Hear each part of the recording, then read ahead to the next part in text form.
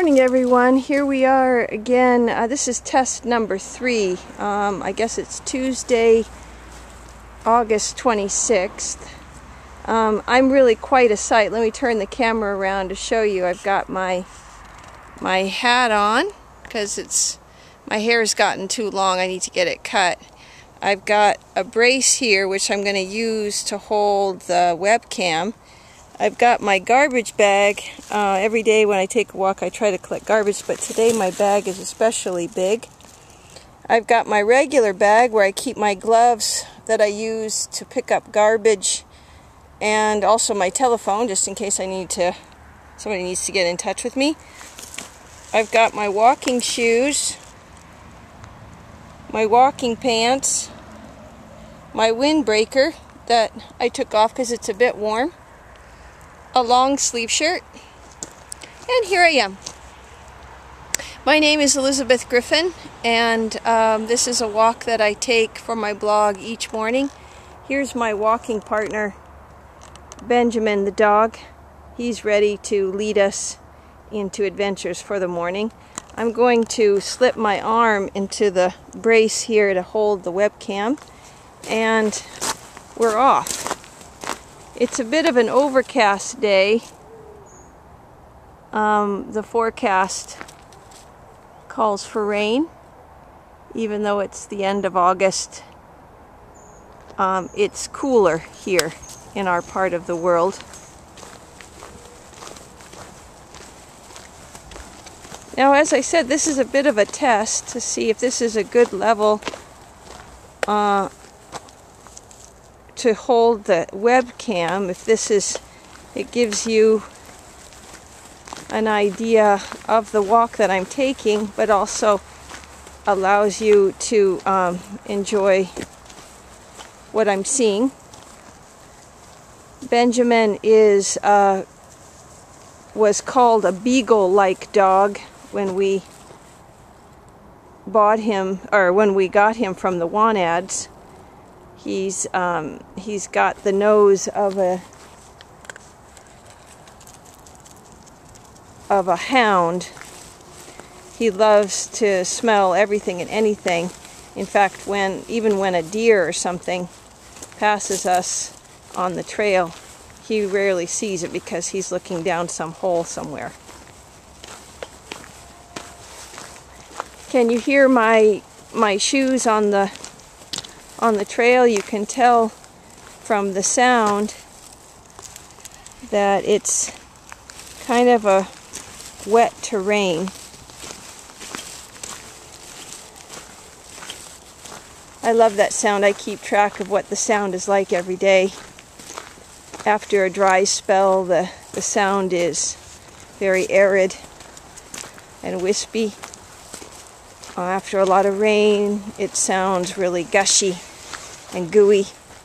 Today it's somewhere in the middle. Here's Benjamin again. He caught the trace of somebody else's pee-pee, look, I'll pull him to kind of get going, but he doesn't want. He prefers to take his time to smell. I guess we all should. A couple of mud puddles still left from recent rains.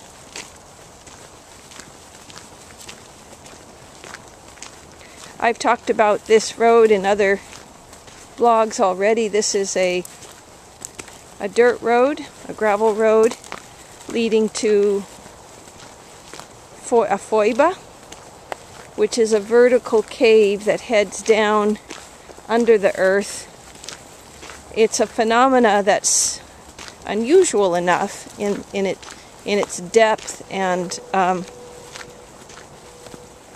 vertical. Normally caves wind around and become a horizontal phenomena underneath the earth.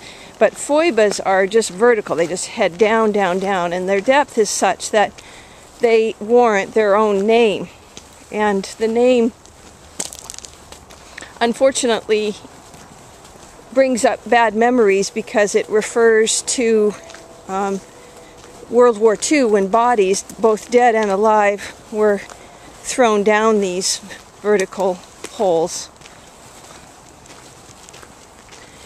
So this foiba has been covered over to make a monument, and there's a sign for it along the main road, and you can turn off with your car and drive down this road to see the monument. First, though, we'll walk past the utilities, the little utilities plant.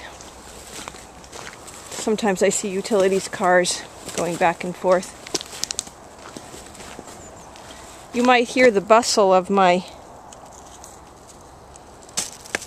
garbage bag. I've already collected a big mound for today. Sometimes I wait until the end of my walk so I don't have to carry the weight. One of the tests that I'm making this morning, besides the level with which I'd like to hold the webcam, I'm also taking a look at the amount of time. The walk that I take is probably about 40 minutes total, but I don't want to film the part where I'm on the main road. I'd like to just film the part that I'm in the woods. So this area is a little bit more trafficy. Soon we'll head into the forest itself on a path that's much more narrow. And depending on the tests, I may wait until I'm actually in the forest to film it. That way I won't end up making films that are, or blogs that are too long. We'll see. It's all kind of to be tested.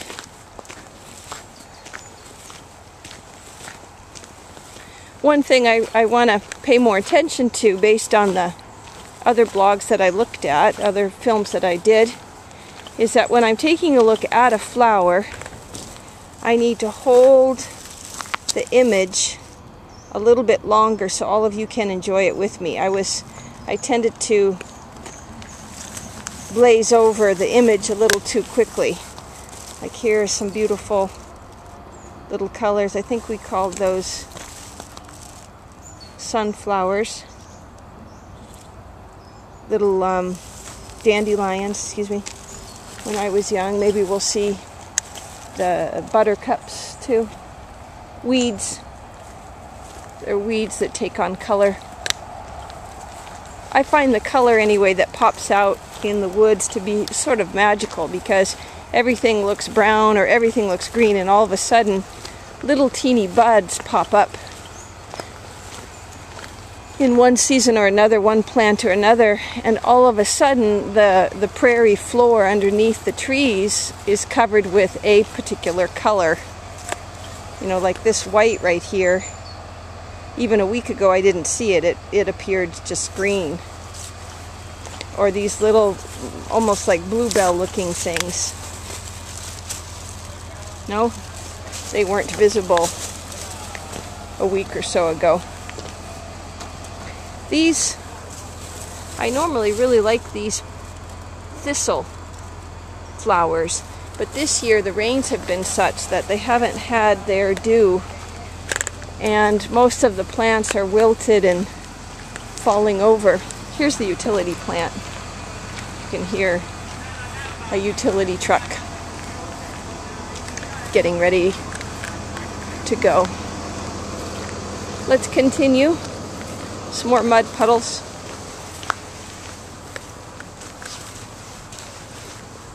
Today we'll just walk by the foiba. All of you by now will recognize it. Here's the word F-O-I-B-A.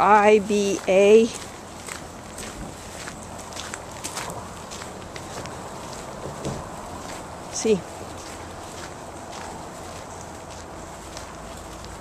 Foiba number 149, and it's covered over by a cement granite slate, making it a monument to those who died. So we're walking on the karst terrain, and the karst is known for its porous limestone earth covering.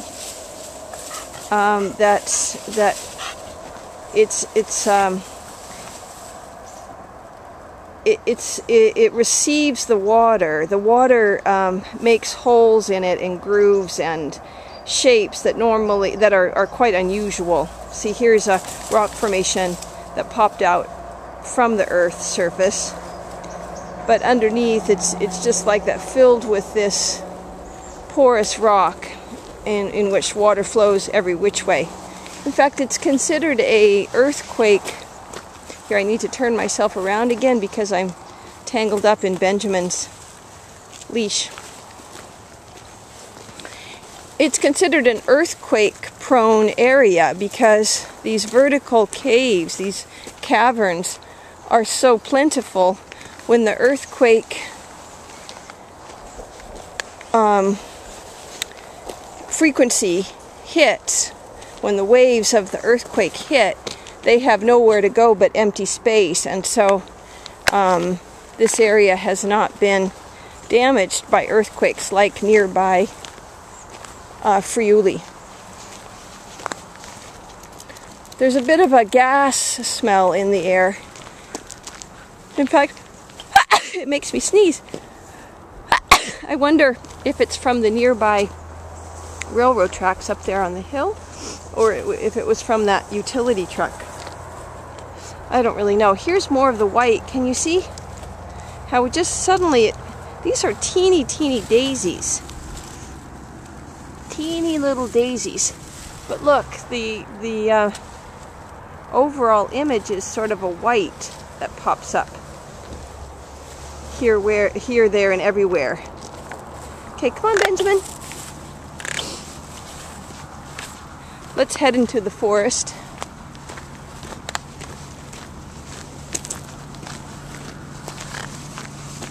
Oh, here comes a train. I think I hear it. Maybe not. Can you hear the thunder of it? I bet it's coming. I sure hear something that's not a car. Oh, this will be exciting if it passes right here. We have a good view of the train tracks right up there.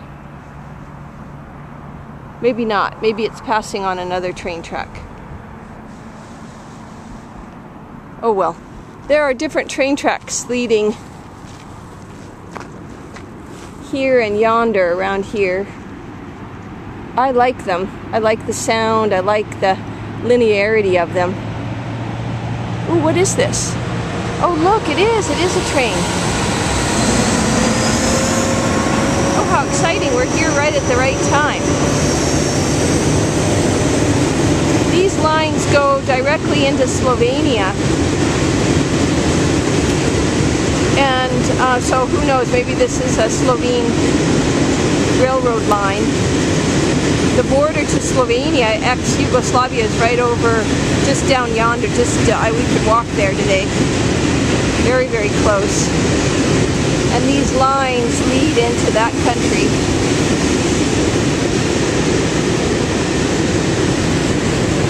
That's exciting. I love watching the trains pass. There's something about the decisiveness of it all, you know, these straight tracks.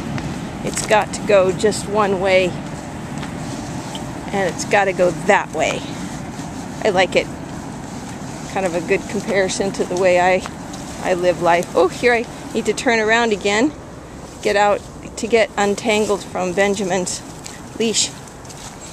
This is a bit of a dip in the road. There's quite a large mud puddle, but today we can easily get around it. See, there's plenty of room to walk right here.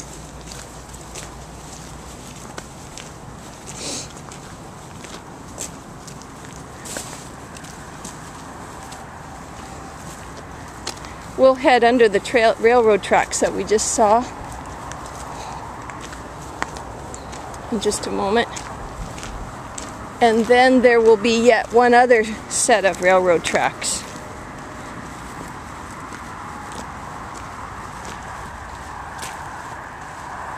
I like wearing short socks like this in the summer. The only problem is when I walk like this. Oh, here's some garbage. I'm going to pick up a little bit more garbage. I'll put it in my bag, dangling from my backpack. The one problem, though, with wearing short little socks like this is that the little bits of gravel get in there. Oh, look at the this is rose. What is that called? That's a kind of little rose hips. Rose hips. You can make tea from it. Aren't those pretty berries that come out? I think it's a little bit early. No, it's the end of August. Should they already be out like that in berries? I remember I'm used to seeing these mid-fall. But look, oh, these are going to be so good. Look at the blackberries. Now I'll try to keep the camera held on the image a little bit more so that you can enjoy it with me a little better. I noticed that I was a little too fast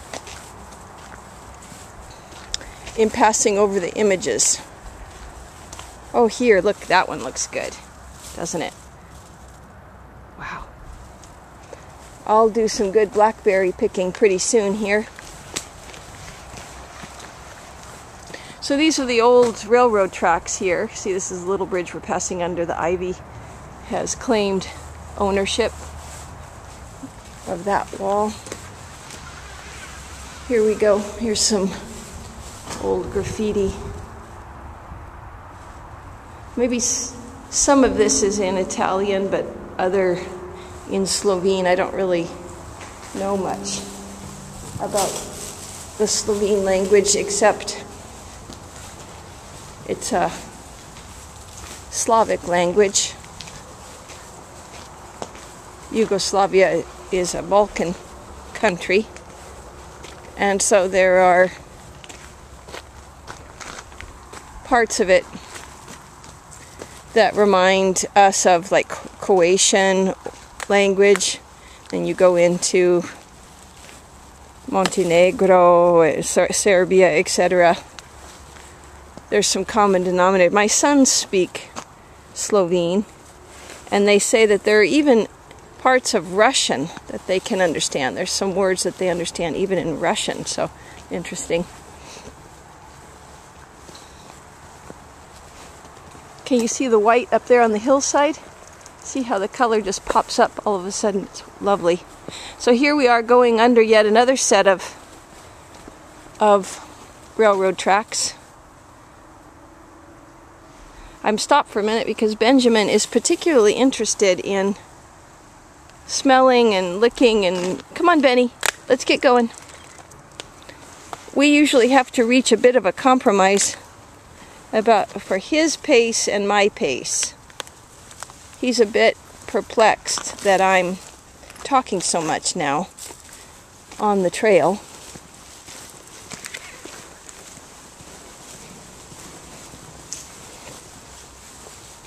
Probably he takes it as permission to do his own thing too. Here's some more beautiful white flowers. And then here's the one hill in our walk. Benjamin's always the first one up this part. Sometimes I let him drag me up it. But today I'm feeling pretty... Oh, look at those pretty purple flowers. Can you see them?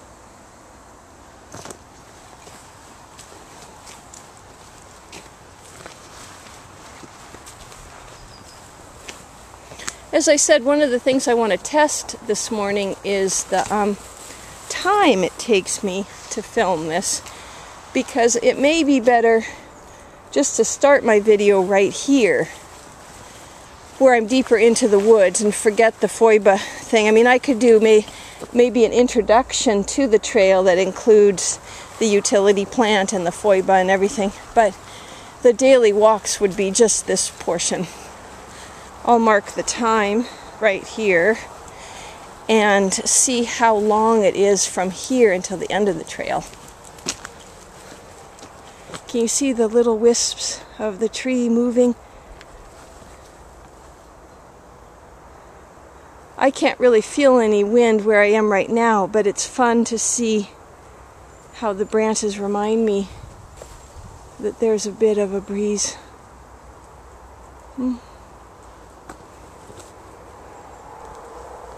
I just saw a big bird fly by. Once in a great while I see a buzzard. There's a thistle flower, so pretty.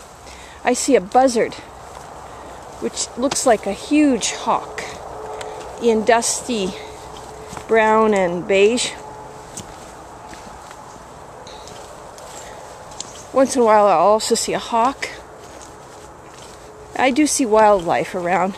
My husband and I one time saw a, not a weasel, but a, it was a varmint with the black, it had white stripes from the eyes heading back. What is that called? It, the word escapes me right now. I'll think of it in just a minute. But anyway, once in a while I'll see a wild animal. Deer, we see a lot of deer. Then there's a farm nearby, and once in a while I'll see their pack of goats going around.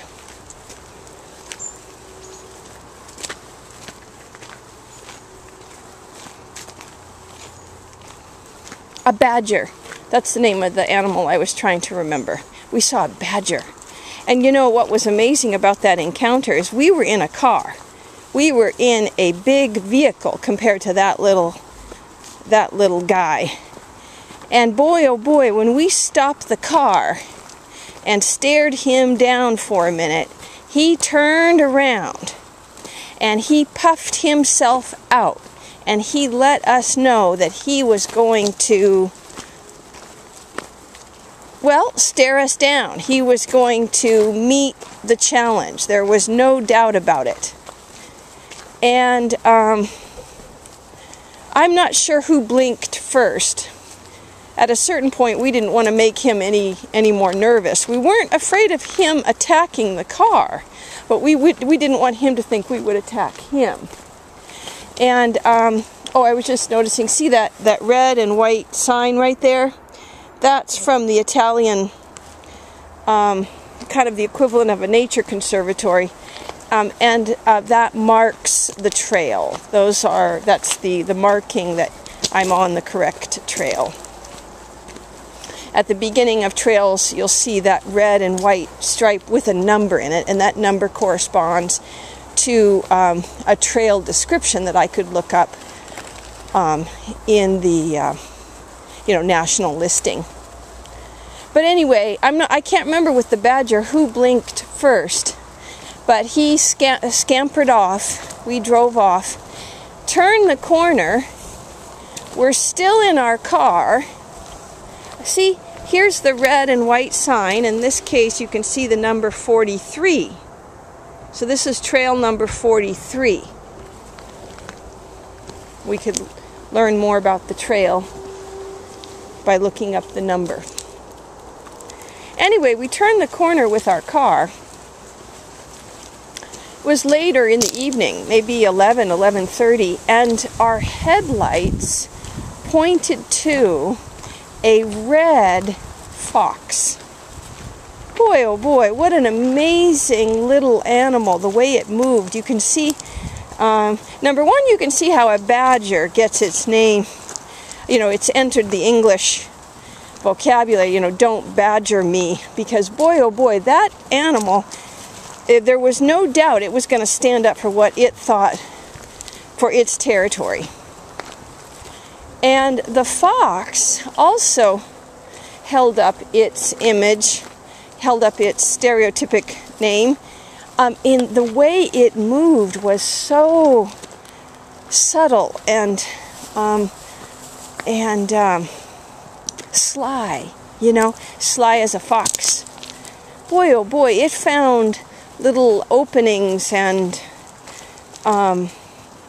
ways of maneuvering that were impressive. So on the same ride home, late one evening, we saw a badger and a red fox. It was very exciting. I've never had that happen before. I find too. But anyway, in this area, we'll see, Benjamin and I will see a lot of deer. We'll see the markings. We'll see the residue of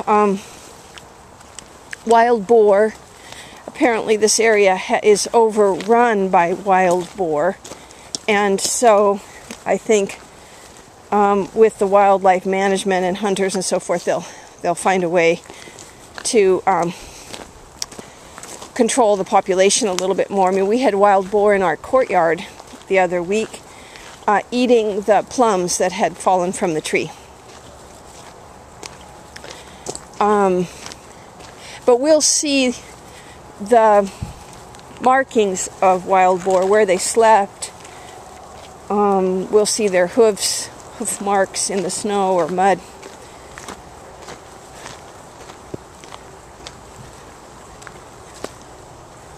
The size of a wild boar's hooves is always surprising. It looks as if they're on high heels or something. Little teeny markings on that big black animal. And boy, those fangs can be scary. One time my son was walking the dog late in the evening and saw one of them, and it scared him. Boy, oh boy.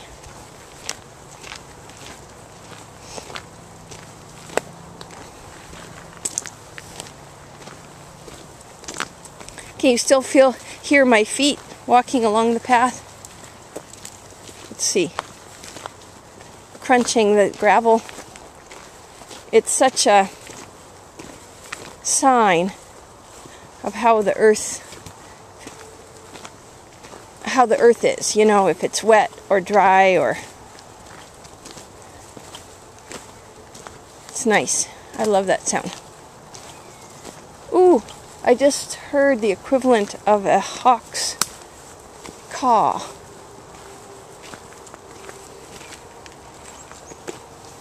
I can distinguish that from a crow. I guess that's not saying very much, is it? That took me 15 years to learn. And then the little twerp of the chickadees or whatever, the little teeny birds.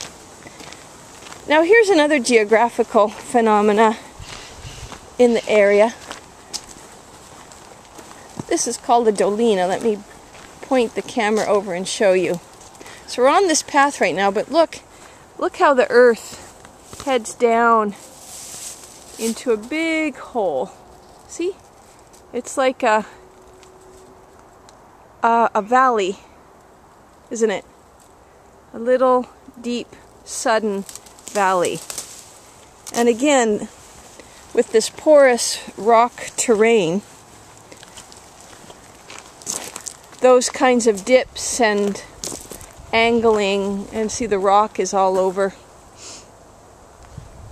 are quite common. And again, there's a word in Italian for it, dolina, D-O-L-I-N-A. Ooh, there's the caw of a crow, and not a hawk. Ooh, the wind is a little bit breezier here. Can you see it? Still doesn't, it's not bothersome to walk through this, but it's nice for the trees to show me what the wind is doing, because I wouldn't be able to pick up that movement myself.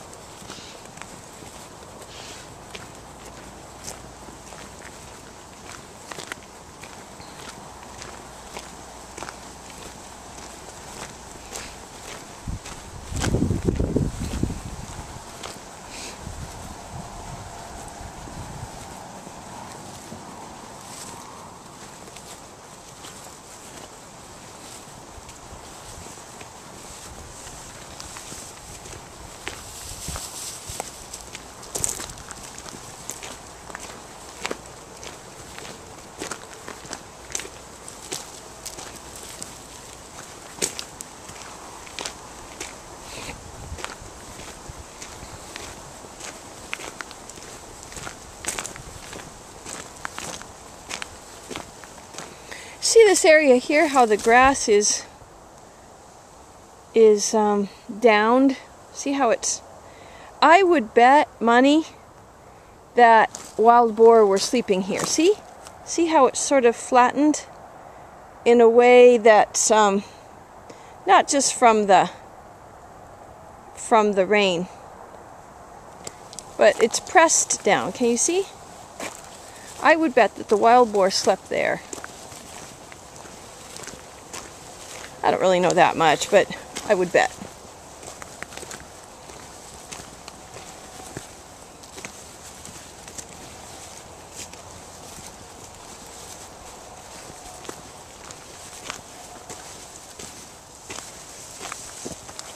My blog was kind of heavy today that I wrote. Whew, look at those purple flowers. Aren't those beautiful? And then this is one of my favorite. I probably show you this every morning. A kind of thicket.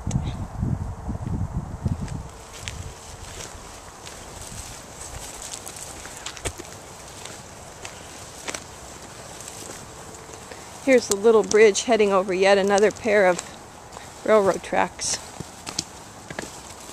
But anyway, my blog was looking at the disappointment and loss that's been a theme for me in the past months. It's a loss with sadness, but without depression. There's been pain, but not the suffering that you would think pain brings. It's also been a release and a recognition of what really wasn't there anyway.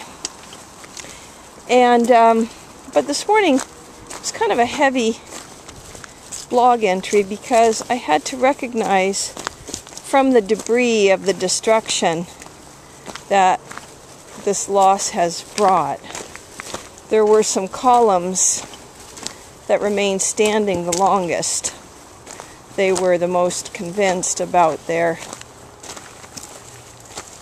reason for being.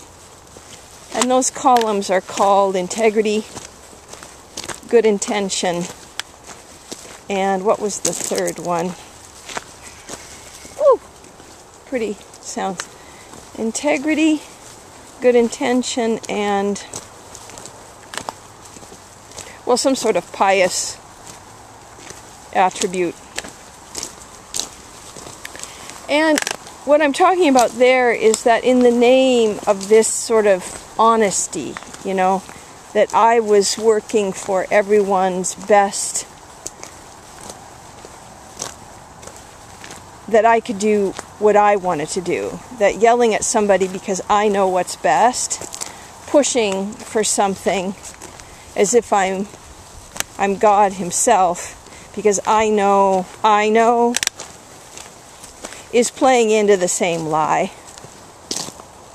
And so while I want to point the finger at who used me as a victim to his lies and secrets, at the same time I really have to recognize that it was my own illusion about the power that I have, parentheses, my ego, that led me into those lies to begin with. And I don't like that. I don't like, I still continue to point the finger and look at what he did to me, but I have to see how my tendencies, my illusions, my self-hatred in the end, that I had to be God because God wasn't going to take care of me, got me into a lot of trouble. And it's one of those recognitions, like a lot of my blog entries, that's so profound for me. You know, this almost looks like a flower, doesn't it? The yellow is so bright, but it's not. These are little teeny leaves that have changed for the fall. But it's such a bright yellow, it looks like a flower. Isn't that lovely? Here, I'll hold the image on the tree longer than I did yesterday so that you can enjoy it with me.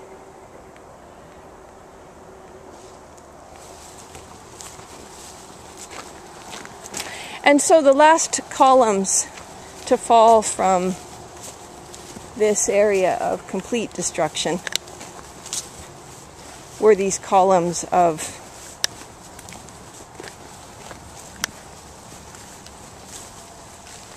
doing the right thing.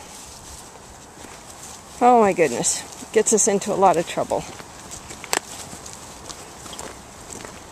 Doing the right thing gives us license to hurt in the end. It's a hard one, isn't it? Because we know what doing the wrong thing looks like. We can easily point to that, and people who do the wrong thing have their own darkness to look at. But people who do the right thing and hurt, well, I would say it's still a hurt. It's still a false sense of who we are. Here's another area. See how the grass is pressed down? I would guess that this is a favorite sleeping area of the wild boar too. Can you see? As opposed to the rest of the grasses that are standing up. Now you can kind of see what area the animals use. Here's a pretty purple flower. What area the animals use as a tromping ground. It's fun. As you get to know one piece of land better and better, you can see what tree trunk has been touched, what set of leaves has fallen off, what little path in the grass may have started. It's a lovely way to live life. I've enjoyed this trail so very much, and I'm delighted to share it with you. We're coming to the end now. I'm almost out on the main drag, so I'll see you tomorrow, everyone. Bye-bye.